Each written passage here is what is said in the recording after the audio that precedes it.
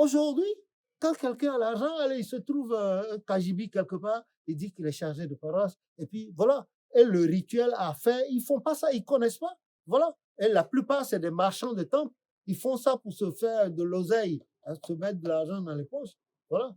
Et 1 Timothée 6, à partir du verset 6, 7, 8, dit, nous, en naissant, nous n'avons rien apporté. Et quand nous allons quitter la terre aussi, on va tout laisser. Si tu as 100 costumes, tu peux porter les 100 costumes pour quitter la terre. Même si sur la table, tu as 7 repas différents, tu ne peux pas tout manger. Si tu manges tout, tu vas faire des gastro, aller directement à l'hôpital. Voilà. C'est ce que je peux te dire. Je ne sais pas si j'ai oublié un côté. Et aussi, papa, je crois que tu avais dit que c'est pas tout le monde qui peut être chargé de paroisse. Ah non, ah non, c'est pas tout le monde qui peut être chargé de paroisse. Voilà l'une des grosses erreurs actuelles. Ce qui fait que l'Église souffre, c'est ça. Aujourd'hui, si quelqu'un a l'argent, il fait sa paroisse. Il fait sa paroisse, et puis, c'est-à-dire l'initiative, l'initiation. On ne se lève pas pour être... Même si c'est l'esprit qui te désigne, il faut que tu sois initié, qu'on t'explique les choses. L'abécédaire d'un chargé, il faut qu'on vous explique. Voilà comment c'est. Voilà comme ça. Dans un de mes livres, là, c'est la doctrine, je crois. Je vous ai parlé du leader chargé de paroisse, le responsable. J'ai expliqué les qualités qu'il savait. En ce moment, le prophète ne choisissait pas. Toutes les onctions s'arrêtaient au grade de vénérable seigneur leader, vénérable seigneur Woli leader, vénérable seigneur Alaba, vénérable seigneur, pas plus.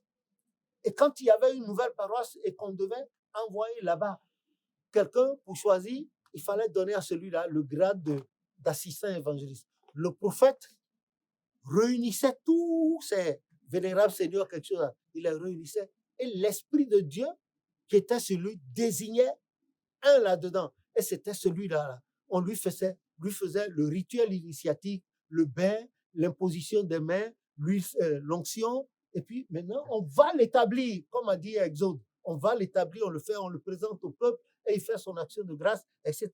Et il devient le chargé de cette parole. Et on lui explique auparavant, voilà. Maintenant, là, qui dit à ceux-là qui sont là? C'est des vidéos qu'ils n'aimeraient jamais entendre. Ce genre de choses, ils n'aimeraient pas entendre. Parce que les fidèles pourraient éventuellement leur dire, mais chargé, qui t'a fait charger? On en a déjà vu. J'ai été menacé. J'ai été menacé. Il y a quelqu'un qui a dit, toi là, on va te poignarder. Celui-là m'a parlé dans le temple devant des témoins. Il m'a dit, toi, Lévi, là, on va te poignarder pour te montrer que même si tu es dans l'église avant nous, on va te montrer. Il a dit poignarder. Et quelqu'un a dit, quoi? Il a répété, il faut te méfier, si tu marches maintenant, regarde devant, derrière, qu'il allait me faire poignarder. Je n'ai jamais eu d'histoire avec lui. Voilà. Ben, gloire soit rendue à Dieu. Le Christ me couvre de son sang, me voici. Voilà. Il y en a plein. C'est ça. Parce que le commandement, depuis que Papa Ochofa a été rappelé à Dieu, le commandement à la tête de l'Église n'est pas unifié. Ouais, ça a été partitionné, sissiparisé. Voilà le vrai mot. L'Église est sissiparisée. Il y a des branches, des ramifications. Et ces ramifications, on ne compte à rendre à personne. Et chaque chargé de paroisse se lève, il fait ce qu'il veut. C'est comme sur les paroisses. Vous avez même dans le temple, les gens font des grottes mariales dédiées à la Vierge Marie dans le temple et dans la cour. Et il faut passer par là, forcément. Il faut passer devant la... pour aller. Mais moi, je n'ai jamais vu ça. Je n'ai jamais vu. Je n'ai jamais vu ça depuis que le Seigneur m'a permis d'être né dans l'église. Je n'ai jamais vu ça. Le prophète n'a jamais dit ça. Le prophète n'a jamais dit. Et c'est sur les paroisses, même dans les temples. Les gens pensent, ils s'en vont allumer la bougie là, ils se mettent à genoux devant cette Marie là avant de partir. Oh, ça, c'est de l'imbécilité, de la merdocratie. Merdocratie. Voilà.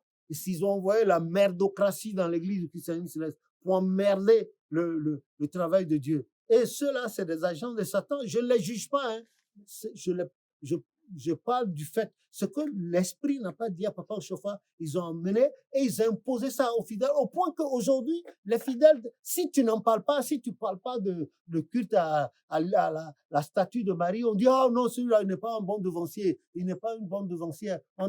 On fait des actions de grâce même à la statue là. Ça, depuis quand ça? Voilà. C'est pour ça que Jérémie dit, Jérémie 6, 16 là, il faut retourner sur les anciens sentiers.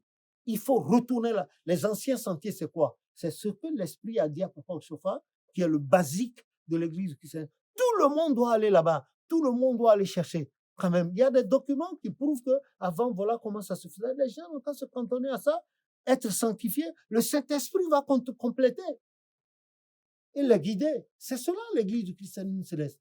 On n'a pas besoin d'aller dans l'école pour recevoir une formation. Non, tu es saint, tu cherches à savoir comment ça se faisait.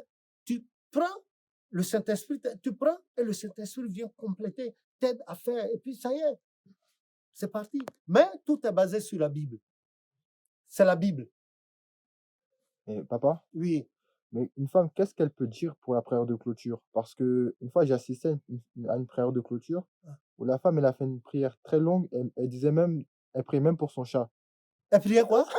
Pour son chat. Le chat qu'elle a à la Oui, maison. oui. Elle a dit quoi? Que Le son chat chat, vive longtemps. oui, vive longtemps, quelque chose Hein? comme ça. Du coup, j'ai pas compris. Si elle a le droit de faire ça, j'ai pas compris.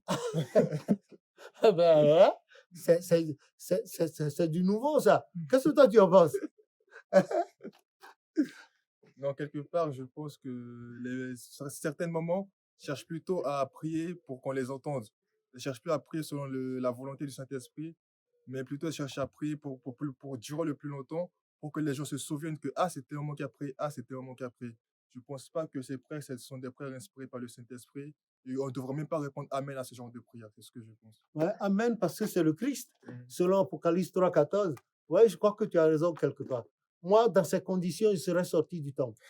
Si j'étais là en ce moment, à une maman à qui on passe la prière de clôture, elle fait la prière jusqu'à elle prie pour son chat.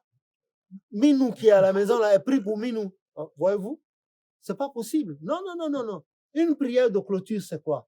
C'est-à-dire, toutes les prières qui ont été faites et adressées à l'Éternel pendant ce culte-là, la maman, dans une brève prière, fait la synthèse.